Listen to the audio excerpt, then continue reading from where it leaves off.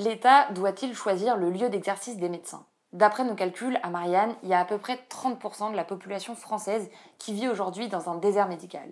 C'est-à-dire que pour à peu près 20% des Français, le nombre de médecins généralistes, mais aussi de psychiatres, peut-être de gynécologues ou encore de pédiatres qu'il y a sur leur territoire ne suffit pas à prendre en charge leurs besoins de santé. Cette problématique des déserts médicaux, on la connaît depuis longtemps et c'est justement pour y répondre que l'État a notamment mis en place la fin du numerus clausus pendant le précédent quinquennat. Sauf qu'on sait que ça ne suffira pas à mettre fin à la problématique des déserts médicaux parce que rien ne garantit que ces nouveaux médecins iront justement s'installer dans les zones qui sont sous-dotées. C'est pour cette raison que plusieurs associations, c'est le cas de l'Association des maires ruraux de France ou encore de la Fédération d'associations de patients France Asso Santé, militent pour l'obligation d'installation des médecins dans certains territoires. Il y a plusieurs manières de contraindre l'installation des médecins.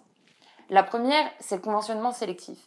C'est le fait de dire que si un médecin s'installe dans une zone où il y a suffisamment de médecins, il ne bénéficiera plus des remboursements de l'assurance maladie. Les patients ne pourront plus utiliser leur carte vitale chez lui. C'est une méthode qui a fait ses preuves à l'étranger. C'est ce que montre une étude de la direction statistique du ministère de la Santé, parce que cette méthode a déjà été utilisée dans d'autres pays européens. C'est le cas du Danemark ou encore de la Norvège et de l'Allemagne. Cette méthode a malgré tout ses limites. Elle permet d'avoir une meilleure répartition géographique du nombre de médecins, mais rien ne garantit qu'ils iront malgré tout dans les zones qui sont les moins bien dotées. Globalement, en caricaturant, ça évite de surcharger certaines zones en nombre de médecins, mais ces médecins-là pourront potentiellement aller dans les zones qui sont entre guillemets moyennement dotées. C'est pour ça que certains députés proposent d'aller encore plus loin et de restreindre le conventionnement des médecins, c'est-à-dire leur possibilité d'être remboursés par l'assurance maladie, uniquement aux zones les moins bien dotées, ce qu'on appelle les déserts médicaux. Cette méthode-là, elle soulève d'énormes levées de boucliers de la part des médecins et des associations qui les représentent. Pourquoi ? Eh bien pour deux raisons principales.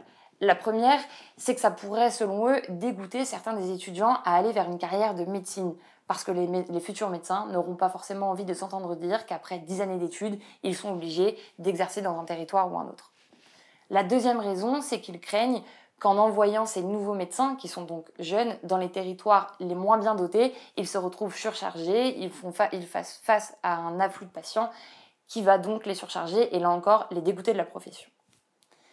Quoi qu'il en soit, on sait que réfléchir uniquement à la liberté d'installation des médecins ne pourra pas résoudre l'entièreté de la problématique des déserts médicaux. C'est une solution qui paraît pour beaucoup nécessaire, mais qui dans tous les cas ne sera pas suffisante. Réfléchir par exemple au profil des étudiants en médecine est pour le coup absolument nécessaire.